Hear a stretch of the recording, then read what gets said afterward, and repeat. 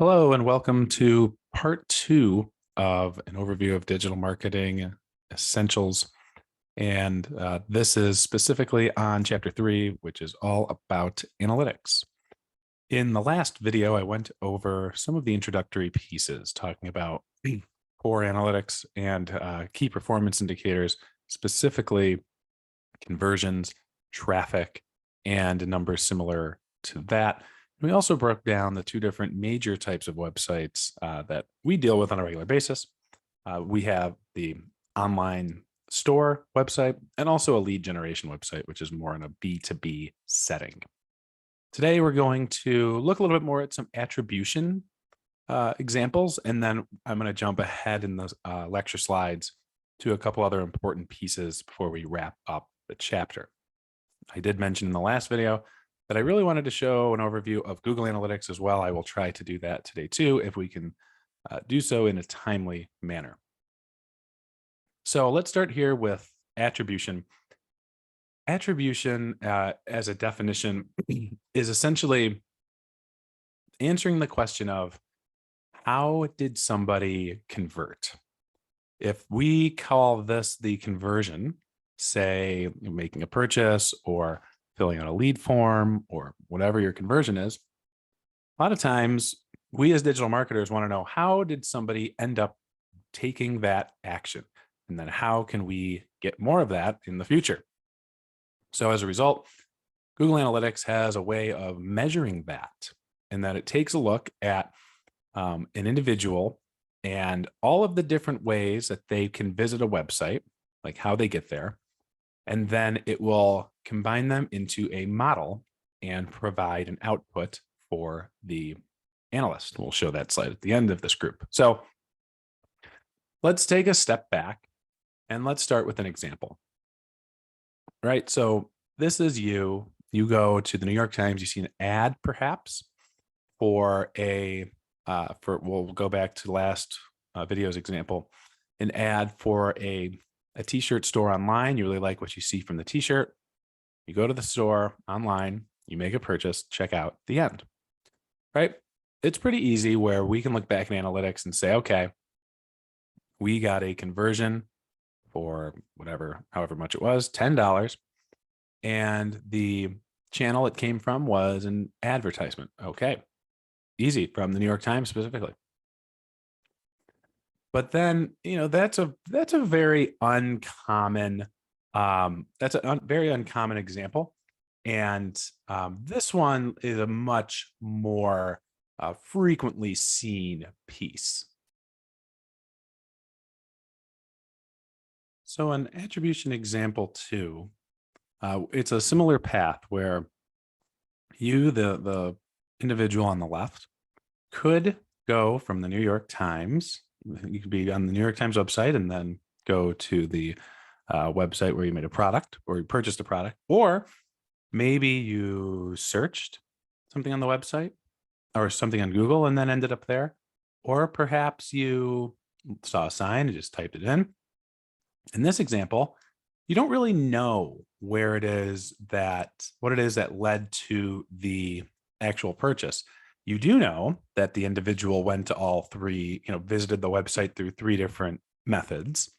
There was the direct URL type in, the advertisement link, and the SEO, but you're not really sure which one it was that led to the purchase. Similarly, in number three, we have an example that is a little bit more complex. On one hand, you have you going through, clicking this little ad and going to make a purchase. But then here you have an individual that was here that actually did not click the ad, made it to the website through another means and didn't make a purchase. And the differences in this is that this is you taking multiple trips to the website, one of them resulting in a purchase, one of them not resulting in a purchase. Then number four, you have two different people doing this, and so on and so forth. I won't go into too many details here because these get into a little more complex, clicking on an ad, making a purchase, not making a purchase. But I do want to show this here. And this is going to be pretty outdated pretty soon. Google Analytics currently uses a program called Universal Analytics, and in July, they will be changing this to something called GA4, which is going to be the new method of Google Analytics and how they work. While this option will still be available, it won't look exactly like this, so it is going to be a little different. And that is as follows. There's 3 different types of attribution models that exist with Google, and really has become kind of the standard for web analytics. There is the last interaction model right here, the linear model, and the first interaction.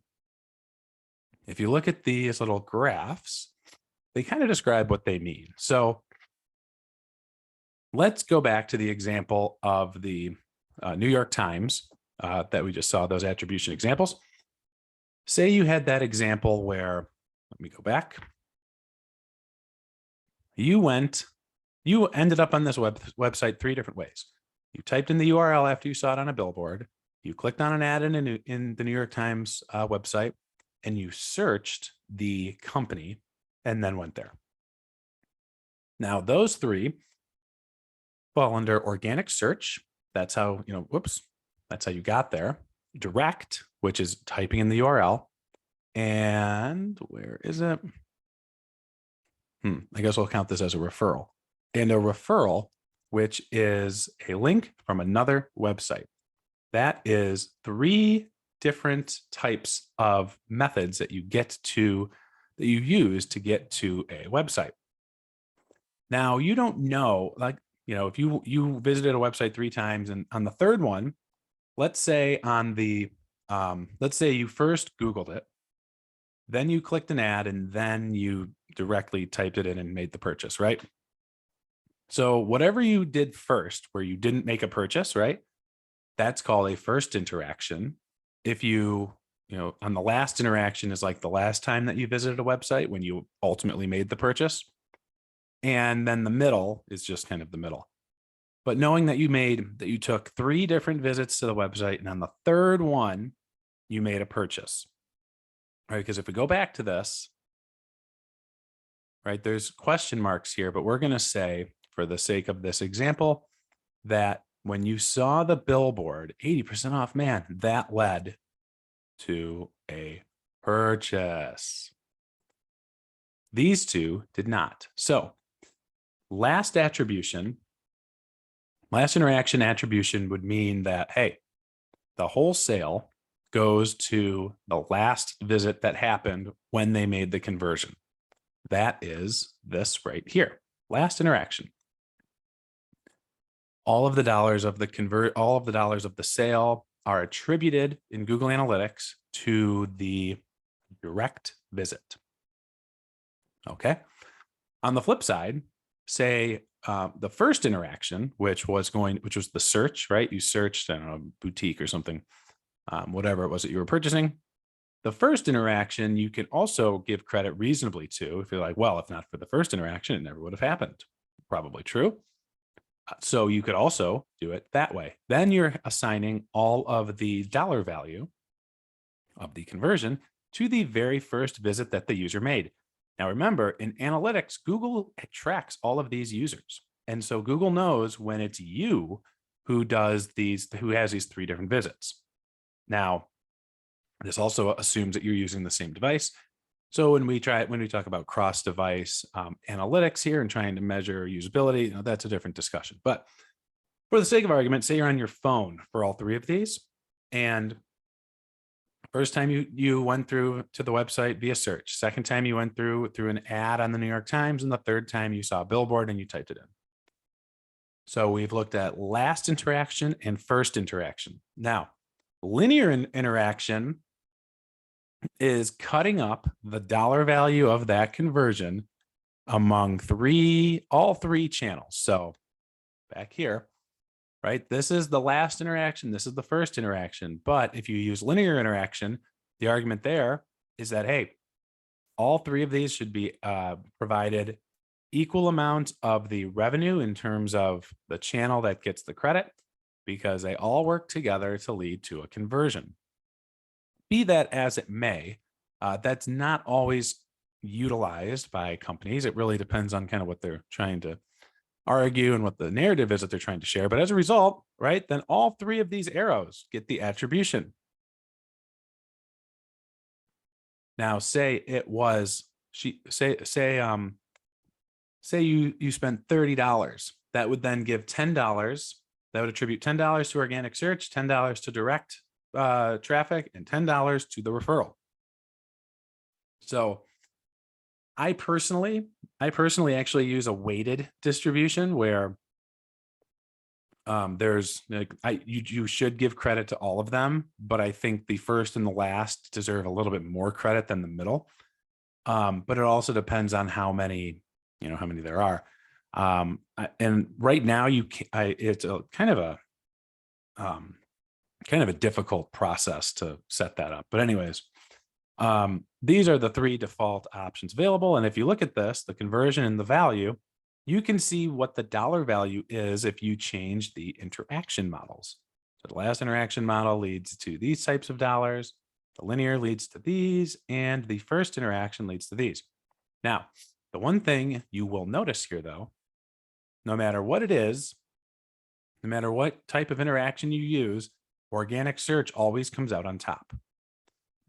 That is not a surprise. Organic search is most often involved in the buying process at one point or another, more so than most other channels. Now, there's not a huge difference either here between them, right? Social network, you see like $150 difference total. Referrals, you do see a big difference. Because if you look at this, you'll also notice, okay, paid search and referrals especially have much higher conversion values on the first interaction, which tells me that there are more people coming to the website that will eventually convert for the first time via referral and paid search, but they usually need to come back another couple of times. So that tells me as a digital marketer that I need to make sure that I am providing adequate incentives to come back, and that I'm also providing ample advertising and other marketing methods so that people see my brand out in the world in other situations, because that is what happened here, right? If somebody Googled the company first, came here, is like, not going to buy, and they saw the ad, like, ooh, I forgot about that. Let's click through. Not going to buy. Finally, they see the big billboard, like, oh, that's right. Oh, now is the time I'm going to go make that purchase. So, I mean, they all play a role here, but thanks to the digital marketing and the analysts that were looking at the conversion numbers, they may have maybe spent some more dollars on advertising, strategically placed some more billboards to try and drive those sales, that brand recognition and repetition, by putting them out there in certain situations so that their target audience would see their ads and see their brand multiple times. So I'm going to skip through some of these practical analytics skills. I mean, yes, these all are good. We will not go into all of these right now. There's a lot of steps they go through. You are welcome to walk through all of them, of course. The first, and then this section of the slides goes into doing some actual handwritten math. Let me tell you, if you have the data in your Google Analytics setup, these are all going to be done for you. I used to be of the mind that people should have to do this math themselves, like write it down or type it out or whatever, and then get the convenience of the computer. But hey, we are at a time now where there's really no point in going through that exercise, when I am better off getting you more in the analytical mindset and understanding why we do this, not how we do this. Again, you can ignore these. I would never ask any questions about these either. One thing I will mention about the conversion funnel exercise, and I've used this this presentation for years, and a lot of times I've gone through each individual step. these are pages, these are web pages on a site. This is a web page for a hotel. So somebody went from the rates and availability page, then they reviewed their itinerary, then they entered their guest information, and then they clicked confirm, and they got their confirmation page. The move from one page to the next is called a micro conversion. And that is important. You know, the idea of increasing micro conversions is really important because it allows you to see where your website is weakest in terms of converting users. Now, example is this. If you have a rates and availability page, like you got 2.3 million users on your website. Wow, nice. And then it cuts down to like 367,000. Not shocking because at this point you've decided I'm going to make a purchase. So you've got a micro conversion rate of 15.7%. Not terrible. From there, in order to put your guest information in, now you're going to be actively entering data into some fields. That is a pretty, high intensity in terms of high involvement, I should say, type of action. So you got about a 28% micro conversion here. Pressing go, pressing buy, that is the ultimate. That's getting somebody to actually say, yes, I'm good to go. That is a 70% micro conversion. Now, if you wanted to increase the number of sales, right? If you wanted to drive revenue and you could only do so by editing one page, which would be the page, right? And I would argue that the number one thing that you want to do is improve this conversion rate up at the top, because you can drive the micro conversion rate between rates and availability and review itinerary by 5%, by 2%. That's a huge number of additional users that go down to this step. You could keep these numbers the same. The percentages are the same. So these numbers are only going to go up if this number goes up. If your rates and availability micro conversion rates increase from 15.7% to 17.7%, that's a big number and likely a nice increase in revenue. So when you're looking at analytics and you're looking at page-to-page data, you want to remember that you want to increase the micro conversion for starting with the page that has just the most traffic to begin with, because that is going to offer you the most dividends and the most bang for your buck when you make those improvements. Again, this is the data here. So we're not going to go through here, again, not necessary to solve all of these. You can, again, if you want, for people that are going to really get into the marketing analyst roles and the jobs, I highly recommend something like this so that you understand more of the manual element. But again, most of these are now done for you, especially when you think about the role of artificial intelligence and what it's playing in the world today. A lot of numbers that were previously had to be done manually, like some of these things, like these hypotheticals, like, oh, what happens if I increase a 10% discount? Like you would have to do that manually 6 years ago. However, we are now at a day and age when these are going to be done for you, and you can enter in these what if scenarios and get a really nice turnaround and a nice result in an opportunity, an expected value, like I talked about in the last lecture about this chapter. So that's why I don't feel the need to enter all of this information in, because we are now in a day and age where forecasting through digital marketing analytics is becoming a standard part of the job. And if you're working for a hotel chain where you are working in this type of environment, I would hope that you have these type of predictive analytics, but it's less about knowing how to do this and more about understanding the strategy behind it and saying, all right, what is it that we should do to increase revenue? Where do we need to, what are the pain points that we need to focus on? And again, you want to think about the idea of where can I focus my efforts to get the largest rate of return? And in this case, it's almost always going to be starting with the page that has the most raw number of users or sessions to begin with. Because if you can increase that micro conversion from step 1 to step 2, all of the others will follow, and you will see a much greater number of dollars at the end of it. So let's keep going here. They do talk about universal analytics here. I will look at this slide. And this is these are the basic metrics. These will be around for GA4, and that is let's look at some critical pages. One, page views. How many total page views has occurred in the time range that you're looking at? The big thing with analytics is understanding the time that you're using. The way that the way that we use the actual data in Google Analytics is that you set a time frame, and you can set comparisons.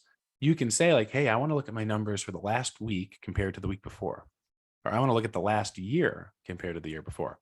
That is very standard. But generally with analytics, you're going to get a default time frame of 24 hours, 7 days, 14 days, whatever you set it as. And so you're going to see data that's delivered to you for the time period that you have set. And as a result, these are the numbers that you often will see first. One, you're going to see page views. How many different pages on your site were visited in this time frame? Second, how many total sessions? Again, that's total visitors combined from everybody.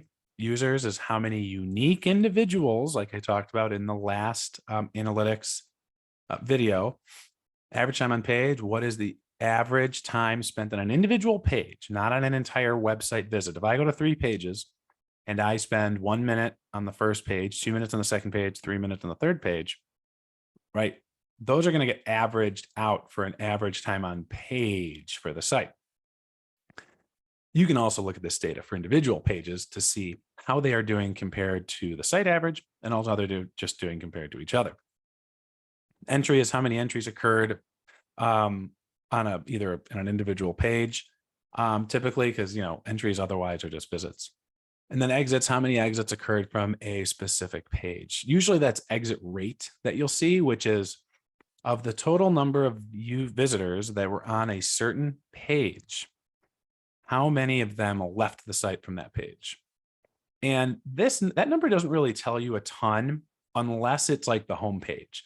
If it's the home page, you have problems because you don't want people leaving from your home page. But if you look at any other page, the thing that I always go back to is there are pages on your website that you should consider to be terminal pages, such as a lead generation page, right? If there's a page with a form on it, they fill it out, why can't they leave, right? That should be a high exit rate page. Secondly, exit rate, everybody's got to leave from somewhere. So it's important that you think about what are the pages that I want people to leave my site from. You want them to get a good first impression. You want them to convert. You want them to improve, have a better understanding of your brand, greater brand awareness. So to you, the digital marketer, what is that number or what is that page where you're okay with them leaving? Like, you know what, I'm good. They've looked at, if it's a blog post, maybe it's an about us page, a contact page, whatever. It is important to understand that, well, yes, we want exit rates to be low. They've all got to happen at some point. So you do need some pages where you are comfortable with a higher exit rate. Now, calculated metrics, we're provided these now. So we don't, you can find these pretty quickly. I think this is meant to be an exercise. Find it. Well, it doesn't really actually share any information. Bounce rate is an interesting number that I did want to share. And that is, a bounce is a one-page visit on your website. That generally means somebody came to your website, didn't like what they saw and left. Or they came to your website, they did see what they liked and they found, and then they left. And as a result, we want bounce rates to be as low as possible. We don't want one-page visits. Unless, of course, you have one page or you have a landing page, it just has a form and then you want them to leave. Okay, that's an exception to the rule. But when you think about bounce rates, like the worst is a homepage bounce rate. Anybody that comes to your homepage and just leaves, that's a sign of poor user experience and poor design, maybe an outdated design. And if you have a bounce rate on your homepage of like 90%, you really need to reevaluate how the homepage is doing. What's there? Is it easy to use? Do people understand what's going on?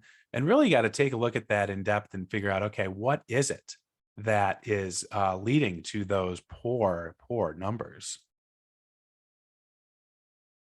So now I want to take a look at the manual metrics slide here. And by look, I mean literally just take a look. These numbers are now pretty well documented through both Google Analytics and through any other analytics program that you have. These are not metrics that need to be calculated manually. I understand why the textbook wants you to do that. That is not necessary in this case. If we move on to acquisition, acquisition is a section of Google Analytics that looks at traffic to your website from those different locations that we looked at earlier. There's organic search, paid social, organic social, email marketing, direct, referral. Those are all the different ways in which people can use digital marketing mediums to get to your site. This is one of my favorite things to look at because it really shares how it is that your website is, or I should say, how do people get to your website? It's good information about your target audience because it shows how your brand is getting in front of them. But then it also is very good at being able to share, at least in the organic search side, how is it that people, like, what are they looking for that lands them on your site? Most people don't run news websites or social networks where people just go to your website each day for an update. That's not normal web browsing anymore. And actually, there were a lot of big articles and kind of a general wave of thought over the last few years, right before COVID, that the way that website browsing in general was trending more towards a referral and search and social method, where the days of people typing in URLs into the top of a web browser are going out of style. And that now we live in a world of apps and extensions on our browsers and all these sites that are already like that are fixated in our in whatever it is that we use to surf the internet, Firefox, Chrome, Safari, whatever else is there. And while we still visit the same number of websites, we just use other websites to get there. We use Google. TikTok is now one of the most searched websites, and that people use TikTok to perform their search marketing.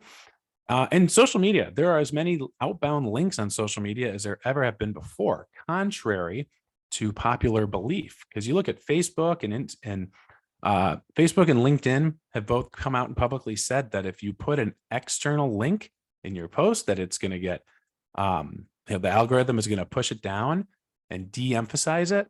Instagram doesn't even allow links in organic posts, but yet here we are, and people are visiting websites from social networks as much as they ever have. Twitter, which infamously has the lowest click-through rate to a website of any social network, still plenty of links going off of the social network over to brands' websites. So acquisition, very, very important piece here that I do want you to understand, for no other reason that whenever it is that you use this in the future, you will need to kind of use this as a tool to better understand how is it that people are getting to the website, because then you can also look at acquisition level data to see where the conversion rates are highest, what's working, what needs work, and where you should spend some more of your time.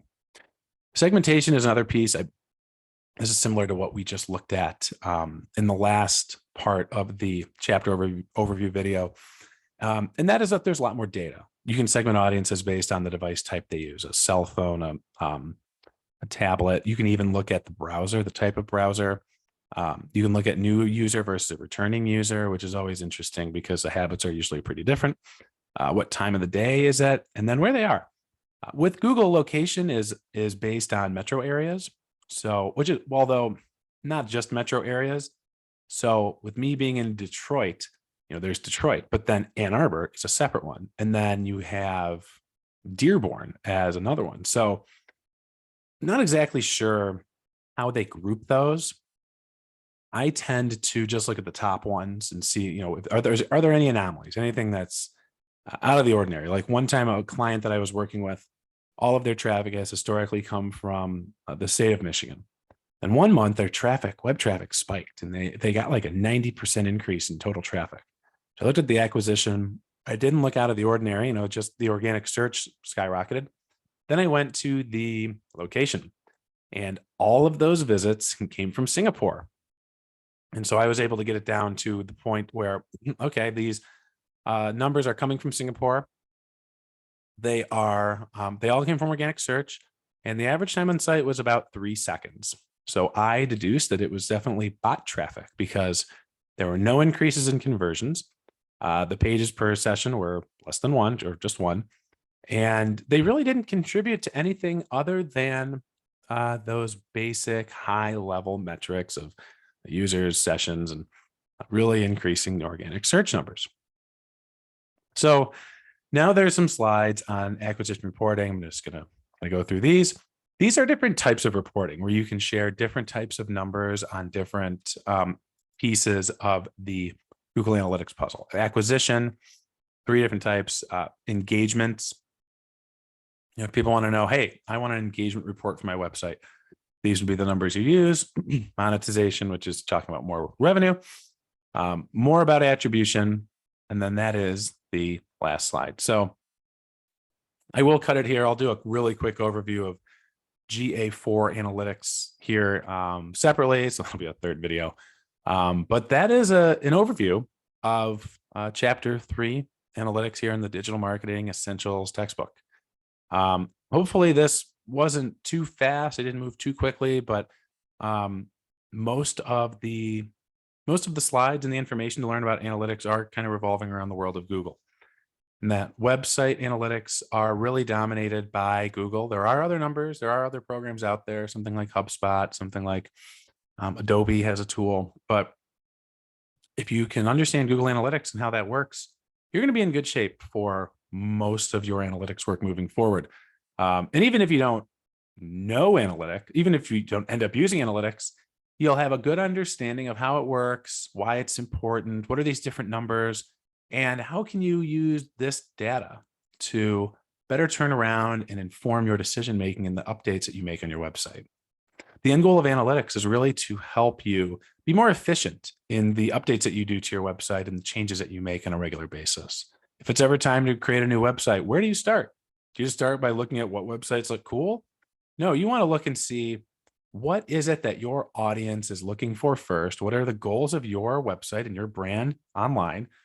And how can you bring these together to create an optimized user experience for your website visitors? That's really the question. And hopefully these numbers that we've shared here today are helpful in improving not just your ability to look at the analytics and the numbers, but your ability to use them to make better decision-making. So thank you for joining today. And that is all I have today.